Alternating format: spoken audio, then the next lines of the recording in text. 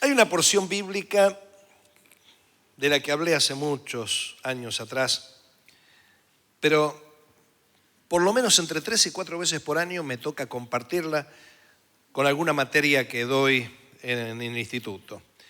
Leamos juntos Daniel capítulo 3, versículos 16 al 18. Sadrac, Mesac y Abed-Nego respondieron al rey Nabucodonosor diciendo: no es necesario que te respondamos sobre este asunto. He aquí, nuestro Dios, a quien servimos, puede librarnos del horno de fuego ardiendo, y de tu mano, oh rey, nos librará. Y si no, sepas, oh rey, que no serviremos a tus dioses, ni tampoco adoraremos la estatua que has levantado. Amén. Somos familia.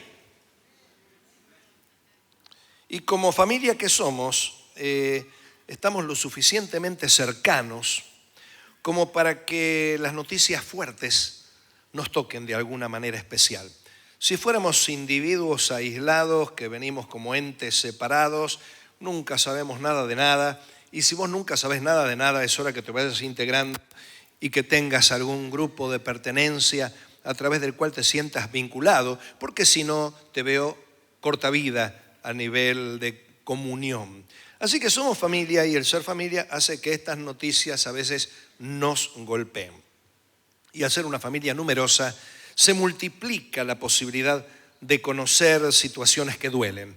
¿Por qué? Porque al ser el grupo grande, por cada persona con la que tomamos contacto directo, hay 4 o 5 personas con las que tenemos un contacto indirecto, y esto aumenta las probabilidades de que alguna tragedia golpee a una puerta cercana. Ahora, dentro del gran dolor que aparejan estas cosas, lo positivo de eso es que ser una familia nos ayuda a tener hermanos y amigos lo suficientemente cerca como para no sentirnos solos en los momentos difíciles.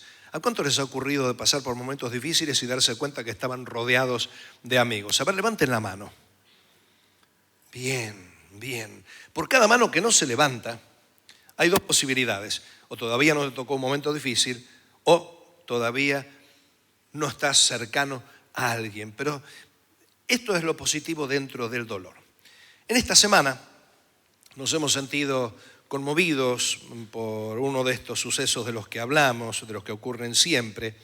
Y cuando nos pasa algo doloroso, algo que nos golpea de cerca, es inevitable la pregunta: ¿por qué pasan estas cosas? ¿Por qué ocurren? ¿Será una de las preguntas que solemos hacernos, no? ¿Será que no tenemos la suficiente fe como para enfrentar algunas situaciones? ¿Será que nos hemos salido de la protección y los cuidados de Dios, que por alguna razón nos distrajimos y nos escapamos de la sombrilla de cuidados del Señor? ¿Estamos creyendo lo adecuado o tal vez tendríamos que creer otra cosa? Este tipo de preguntas que nos hacemos son absolutamente normales. ¿Por qué? Y porque los sucesos desagradables son de menor proporción que los sucesos agradables. Si fuera al revés, que los sucesos desagradables fueran la mayoría, entonces ya no nos haríamos este tipo de preguntas cada vez que el dolor golpea la puerta, porque ocurriría lo que consideramos parte de la realidad. Pero si vienen estas preguntas es porque los golpes de la vida son algo que no se da permanentemente, aunque bien de vez en cuando tenemos que enfrentar alguna racha de golpes sucesivos. El dolor físico normalmente es bastante conocido, es bastante aceptado el dolor físico. ¿Por qué? Porque es parte de la creación de Dios para que nos cuidemos. ¿Cuántos han tenido algún dolor físico alguna vez? Estos días estuve con unas lumbalgias de aquellas, claro, dormir en un colchón que no es el mío.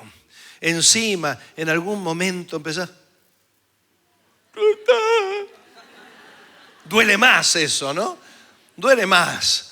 Cargar la valija, la mochila con la computadora, que pesa lo que pesa mi vida. Y bueno, todo eso, más algunas malas lenguas hablan de que el peso que tengo a bordo es peor todavía.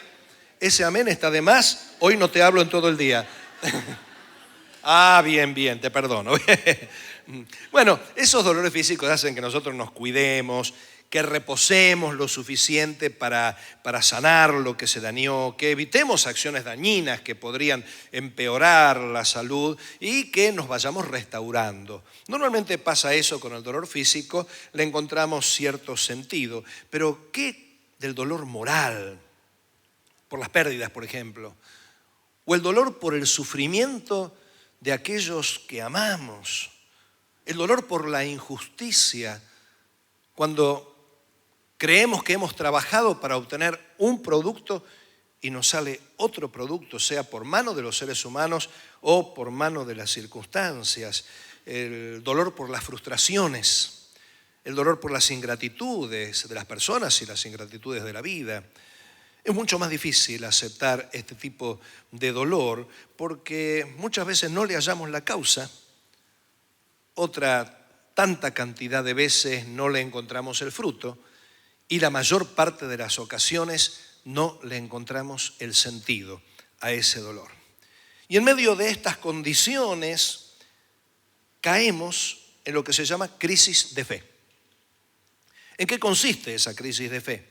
En que teníamos la mirada hacia cierto resultado, teníamos la mirada hacia ciertas cosas que debían o creíamos que debían ocurrir y de pronto el tema viene por otro lado. Ocurre algo muy, muy distinto a lo que nosotros hubiéramos imaginado. Entonces, todo lo que nosotros creíamos y lo que construimos sobre lo que creíamos se nos derrumba y esto lleva el nombre de crisis de fe. Ahora, la respuesta que dieron los 3 amigos de Daniel en el texto que hemos leído, nos abren un camino tan tenebroso como fascinante. El ¿y si no? Para entender un poco el trasfondo en el que todo esto ocurrió, Nabucodonosor había levantado una gran imagen que representaba su reino. Daniel ya le había profetizado que su reino tenía un límite. La cabeza de la imagen que soñó Nabucodonosor era de oro. Entonces él, pensando que podía manipular a Dios, porque los que no conocen a Dios creen que lo pueden manipular, construyó toda una imagen de unos 30 metros y esta imagen de esos 30 metros que construyó quería que todo el mundo la adorara, con la amenaza o bajo la amenaza que los que no la adorasen serían echados en ese horno en el que posiblemente batieron el oro con el que recubrieron a esa imagen. Y cuando capturaron a los amigos de Daniel, Sadrac, Mesac y Abed-nego, que Ananías, Misael y Azarías, nombre hebreo, amenazándolos para que adoren la imagen, y le dice, Nabucodonosor le dice, es verdad, Sadrac, Mesac y Abed-nego, que no queréis adorar la imagen que he levantado, porque si no la adorareis, en esta misma hora seréis echados a un horno de fuego ardiente. Y literalmente les dice, ¿y qué Dios será el que os podrá librar de mi mano? Qué omnipotente se sentía, ¿no? Qué arrogante. Y ante esa amenaza le dan 3 respuestas. La primera, tenemos una decisión de fidelidad a Dios que es firme e innegociable. Como se lo dijeron, no es necesario que te respondamos sobre este asunto. Nuestra fidelidad a Dios es firme e innegociable. ¿Cuántos tienen fidelidad firme e innegociable con Dios? Ya. Segunda respuesta. Confiamos que Dios nos librará de esa caldera calcinante, pero también nos librará de cualquier acción tuya contra nosotros. ¿Cómo se lo dijeron? He aquí, el Dios al que servimos nos puede librar de ese horno ardiente y de tu mano, por la duda que lo tome como falta de respeto, oh rey, nos librará. Como diciendo, confiamos que Dios nos guarda de las circunstancias y de las malas intenciones. Nos guarda de las acciones que no son ocasionadas por el ser humano y de las acciones ocasionadas por el ser humano. Hasta ahí vamos bien, nos enfervoriza, nos llena de gozo, pero acá viene lo tenebroso y fascinante. La tercera respuesta. Y si no, sepas, oh rey, que no serviremos a tus dioses ni tampoco adoraremos la estatua que has levantado. En otras palabras, le dijeron, continuaremos fieles al Señor, aunque las cosas no salgan como creemos y esperamos. ¿Te animás a repetirlo conmigo esto? ¿Alguno va a repetir? Continuaremos, a ver, continuaremos fieles al Señor, aunque las cosas no salgan como creemos y esperamos. Decíselo al de al lado. Continuaremos fieles al Señor, aunque las cosas no salgan como creemos y esperamos. Con este calor hablarle y tirarle el aliento encima, que no te lavaste los dientes al de al lado, no sea insoportable. Ya voy a terminar. Dentro de 3 horas. Este tipo de fe es la que Jesús espera de nosotros. Y brevemente quiero explicarte 2 conceptos relacionados con esto. El primero de los conceptos, tenemos que tener una fe infantil, pero no un razonamiento infantil. ¿Qué es una fe infantil? La fe de un niño, pero no el razonamiento de un niño, porque a veces metemos todo en la misma bolsa, fe y razonamiento, y actuamos como niños. Lucas 18:17 dice, de cierto os digo que el que no recibe el reino de Dios como un niño, no entrará en él. Como diciendo, tenés que tener la confianza de un niño para recibir el gobierno de Dios en tu vida. Ahí estamos bien con la fe infantil. Pero ¿qué dice Pablo del razonamiento? En la primera carta a los Corintios dice, hermanos, 14:20, hermanos, no seáis niños en el modo de pensar, sino sed niños en la malicia, pero maduros en el modo de pensar. ¡Wow! Hay gente que es tan sencilla, pero cuando se trata de pensar mal, la piensa tan bien les sale pensar mal. La fe de un niño es una fe incondicional. Un niño nunca deja de confiar. Acordate esto, ¿eh? Porque en el momento en que se está formando el primer tejido de ese niño, en el momento en que el niño se está gestando, está creciendo en un ambiente de paz, de alimento, de protección, de la temperatura ideal. Aunque la mamá está en el verano, el niño está con una paz única y alimentado, no le falta nada. Cualquier golpe violento el agua lo amortigua. Por algo, cuando uno está en una piletita, qué mal gusto hablar de eso ahora, ¿no? Bien, una piletita ahí tirado. El niño nunca deja de confiar.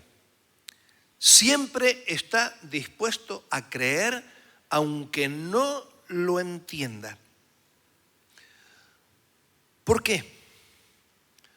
Porque así fue diseñado para poder aprender en la vida, para poderse desarrollar, aprender a confiar y aprender a creer, porque también Dios lo diseñó así.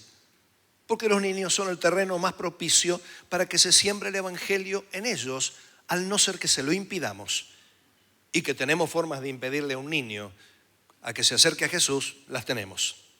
Por eso, como el niño está diseñado para creer, para confiar, aquellos que dañan a los niños con malos tratos, con abusos, con desamor, con descuido, con abandono, los están desprogramando para siempre. Está comprobado que se altera la ingeniería neuronal, las conexiones se alteran y queda dañado de por vida. Por eso, cuidado con los que son de tropiezo para los niños, porque el niño fue diseñado para creer sin entender.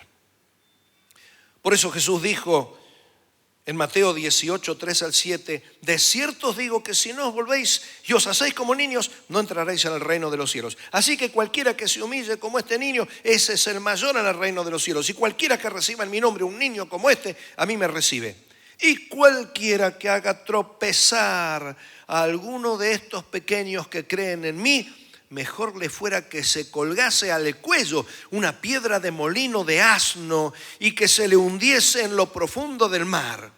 Ay del mundo por los tropiezos, porque es necesario que vengan tropiezos. Pero ay de aquel hombre por quien viene el tropiezo.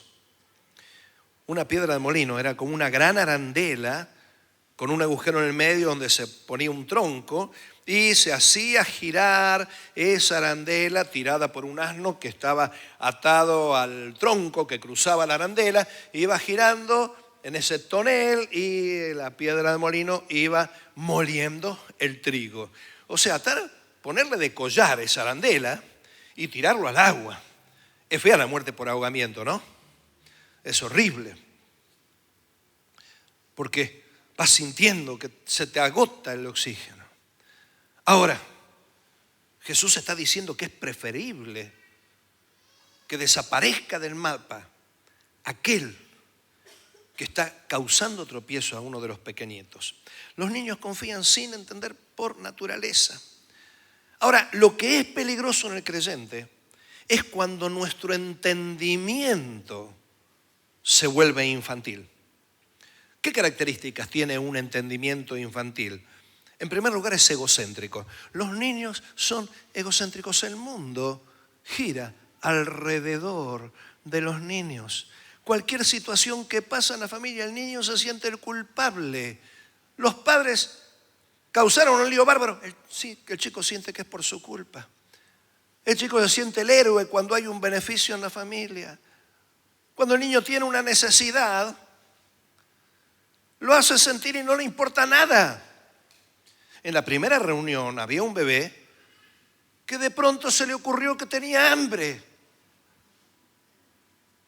Tuve que competir yo con el micrófono con el bebé. Hasta que la mamá, obviamente, ¿qué le importa?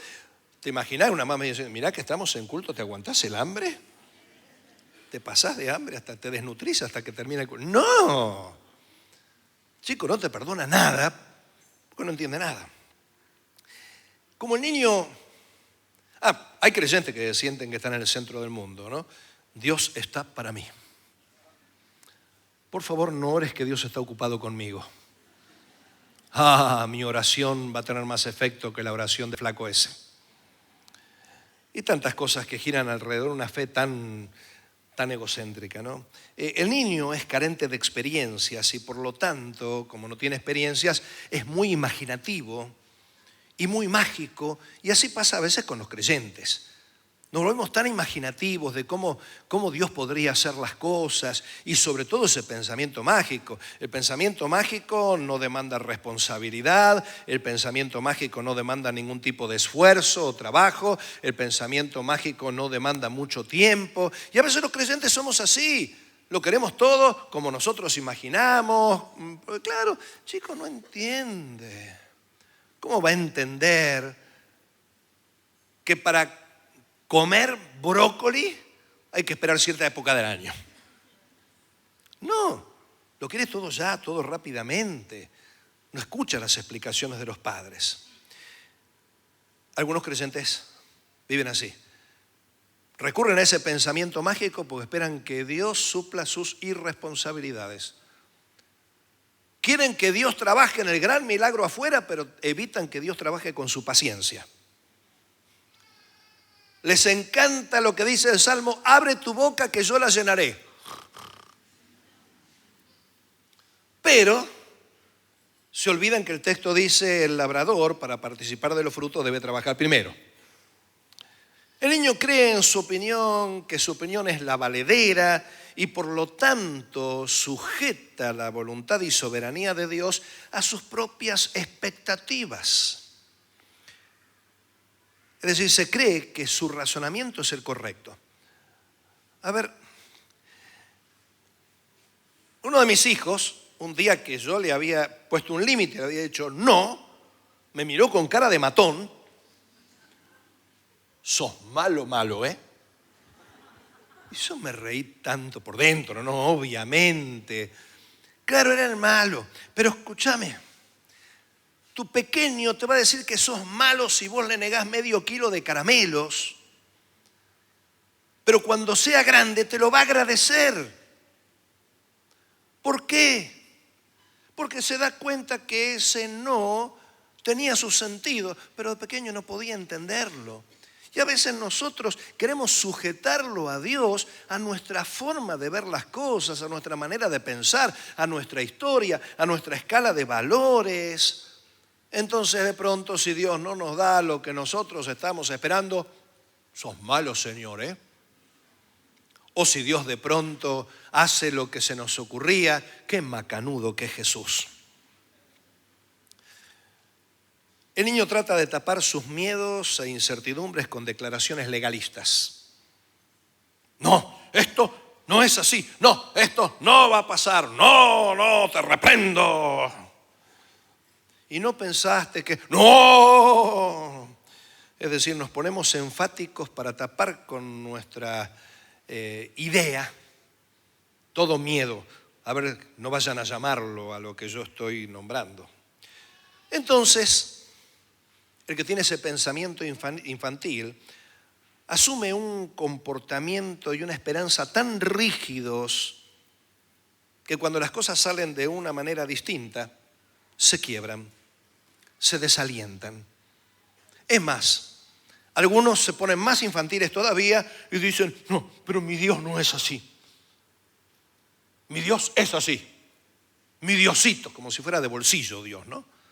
¿Qué Diosito ni Diosito? Nuestro Señor, el Dios. Pero algunos lo tienen como portátil, el Dios de bolsillo, ¿no? Ahora, ¿qué pasa? Cuando asumimos ese pensamiento infantil, donde todo gira a nuestro alrededor, aún nuestra teología, nos vamos tallando un Dios de acuerdo a nuestras preferencias, de acuerdo a nuestras conveniencias, un Dios de acuerdo a nuestras pretensiones, y terminamos con una caricatura de Dios en lugar de la imagen real de Dios, una distorsión del Dios verdadero que nos va acercando cada vez más a la idolatría y nos va alejando cada vez más de la verdad. Las estampitas evangélicas, que no las guardamos en la billetera, pero que las tenemos acá. No, yo sé que Dios es así. Y cuando las cosas no pasan, nos derrumbamos y no sabemos qué hacer. Así que acá viene el otro concepto. Una fe infantil con un razonamiento maduro nos trae a una vida de crecimiento. Por ejemplo, lo que dijeron los amigos de Daniel. En otras palabras, los amigos de Daniel dijeron, yo creo que el Señor haga las cosas de tal o cual manera, pero si hiciera otra cosa, yo sigo confiando en el Señor. ¿Por qué? Porque Dios sabe infinitamente más de lo que yo sé. Dios es mucho más sabio que yo. Hasta a veces nos falta aquel que dice que tenemos que orar muy definidamente. O sea que a Dios tengo que darle una lista de instrucciones en la oración para que no se confunda, ¿no? Me lo imagino a Dios escuchando, ¿no? Señor, queremos que haga la cosa y que lo haga así. Y de la otra manera todo. ¿Algo más desea el Señor? Aunque las cosas no salgan como yo quiero, sigo confiando en el Señor porque Dios es soberano. Antes que yo existiera, el mundo funcionaba tan bien. Durante mi existencia, el mundo sigue funcionando bien. Y después de mi existencia, el mundo seguirá funcionando mejor. Aunque las cosas no salgan como yo quiero, Dios sigue siendo un Dios bueno. No lo entiendo, no sé. Pero yo sé que es bueno, porque la Biblia lo dice. Aunque las cosas no salgan como yo quiero, yo sigo sabiendo que Dios es un Dios fiel, digno de confianza. Aunque las cosas no salgan como yo quiero, yo sigo sabiendo que Dios es un Dios poderoso y que a Él no le falla el experimento. Él no se equivoca. ¿Por qué? Porque Dios sabe lo que hace. Es más, aunque las cosas no salgan como yo quiero, yo sigo sabiendo que Dios no ha dejado de amarme. Porque yo sigo sin entender como debería entender. Porque todavía no lo sé todo. Mientras esté en esta tierra, seguiré creciendo en la fe y cada día conociendo un poco más del Señor. Pero Dios está muy lejos de la caricatura que yo pueda hacerme de Él. Muy, muy lejos. Porque si no, o yo soy muy alto o Dios es muy bajo. Y ninguna de las cosas es realidad. Cuando tengo la fe de un niño, una fe infantil, pero una mente renovada por el Espíritu Santo, una mente madura, termino diciendo lo que el apóstol Pablo dice en Romanos capítulo 8, versículos 31 al 39, y te lo leo en la Nueva Traducción Viviente. ¿Qué podemos decir acerca de cosas tan maravillosas como estas? Si Dios está a favor de nosotros, ¿quién podrá ponerse en nuestra contra? Si Dios no se guardó ni a su propio Hijo, sino que lo entregó por todos nosotros, ¿no nos dará también todo lo demás? ¿Quién se atreve a acusarnos a nosotros, a quienes Dios ha elegido para sí? Nadie. Dios mismo nos puso en la relación correcta con Él. Entonces, ¿quién nos condenará? Nadie, porque Cristo Jesús murió por nosotros y resucitó por nosotros y está sentado en un lugar de honor a la derecha de Dios e intercede por nosotros. Y miren, me encanta lo que dice el versículo 35 y continúa el 37. ¿Acaso hay algo que pueda separarnos del amor de Cristo? Miren esto. ¿Será que Él ya no nos ama si tenemos problemas o aflicciones, si somos perseguidos o pasamos hambre, o estamos en la miseria o en peligro o bajo amenaza de muerte? Como dicen las Escrituras, por tu causa nos matan cada día, nos tratan como ovejas en el matadero. ¿Se acuerdan la pregunta? ¿Será que Él ya no nos ama si tenemos problemas, etcétera? El versículo 37 dice, claro que no. A pesar de todas estas cosas, a pesar de las cosas que no nos gustan, a pesar de las cosas que no esperamos, a pesar de las cosas que ocurren distintas a lo que nosotros desearíamos, nuestra victoria es absoluta por medio de Cristo, quien nos amó. Estoy convencido de que nada podrá jamás separarnos del amor de Dios, ni la muerte, ni la vida, ni ángeles, ni demonios, ni nuestros temores de hoy, ni nuestras preocupaciones de mañana, ni siquiera los poderes del infierno pueden separarnos del amor de Dios. Ningún poder en las alturas, ni en las profundidades. De hecho, nada en toda la creación podrá jamás separarnos del amor de Dios que está revelado en Cristo Jesús, Señor nuestro. Este texto sí que es maravilloso. Entonces,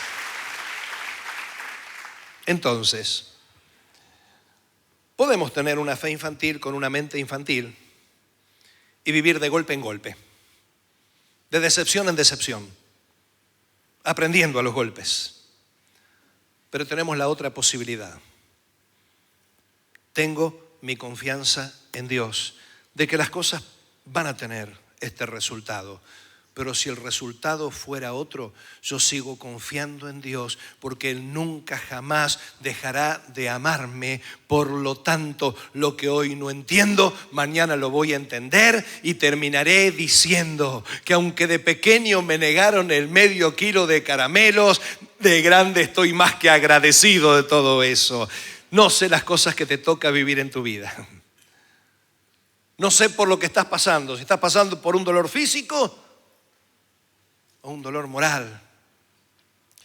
No sé hasta qué punto te tocan los golpes que le tocan al de al lado. Si nos amamos, nos tocan. A veces pienso, cómo quisiera conocer a menos y amar a menos para sufrir menos. Pero la vida es así y no me arrepiento. Es hermoso amar. Y es bueno sufrir por quienes amamos. Sin embargo, no atarme en la rigidez de querer predecir a Dios cuando tal vez Dios no nos dijo nada, o cuando creímos escuchar de Dios lo que Dios no nos dijo. No te aferres a los resultados, aférrate al Señor de los resultados, que Él va a hacer las cosas mucho más abundantes de lo que pedimos o entendemos. Cierra tus ojos. ¿Por qué dolores estás pasando? ¿Por qué decepciones? ¿Por qué frustraciones? ¿Estás en una crisis de fe?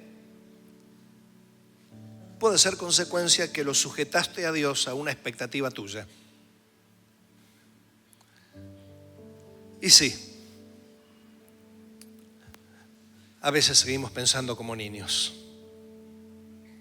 A veces tenemos razonamientos de niños, donde lo hacemos girar a Dios tras nuestras pretensiones e intereses.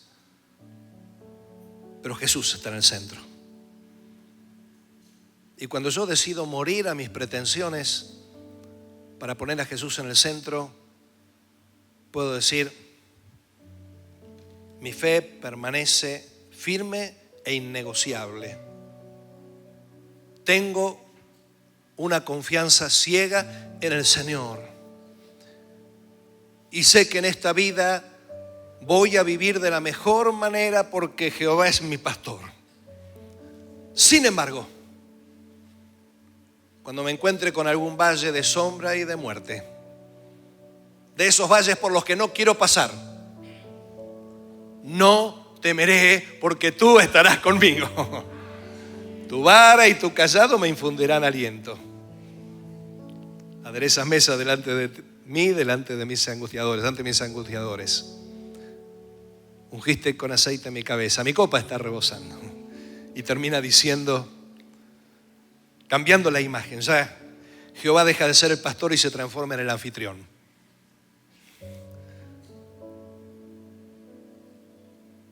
En la casa del Señor moraré por largos días.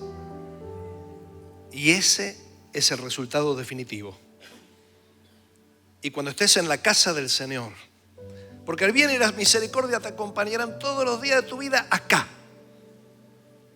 Pero allá, cuando mores por largos días en la casa del Señor, te vas a encontrar con que lo que Dios hizo, aunque hoy te den ganas de cuestionarlo, lo que Dios hizo, siempre lo hizo, lo hace y lo hará bien.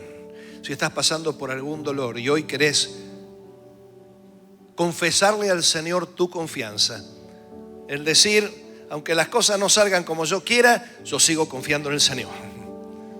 Si querés decirle esto al Señor, ponete de pie, empezar a alzar tus manos y decirle al Señor, Señor, confío en vos, yo no entiendo, no estoy como yo quisiera, no recibí lo que esperaba, los resultados no están viniendo con la celeridad con la que desearía, me está costando más trabajo, esfuerzo y dolor de lo que se me podía ocurrir. Sin embargo, Señor, en vos confía mi corazón.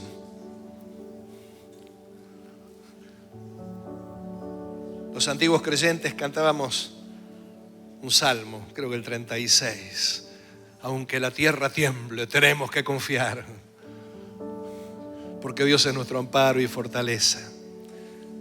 Y otra canción vieja, si el sol llegara a oscurecer y no brillar más, yo igual confío en el Señor. No la vamos a cantar, no te preocupes. Pero vamos a decirle al Señor, Señor, sea lo que sea, pase lo que pase, confío en vos. Padre, gracias por tu amor y tu bondad, gracias por tus misericordias nuevas cada mañana. Señor, en esta mañana, donde quedan los ecos del dolor, de lo vivido, lo reciente y lo remoto también. Aunque no tenemos explicaciones humanas y a veces pasamos tiempo tratando de hallarlas, así todo, Señor, hoy queremos decirte, queremos tener una fe infantil, pero con un corazón maduro, con un pensamiento maduro, para saber que sos superior a nosotros, que sabés lo que haces y que todo lo que haces está bien.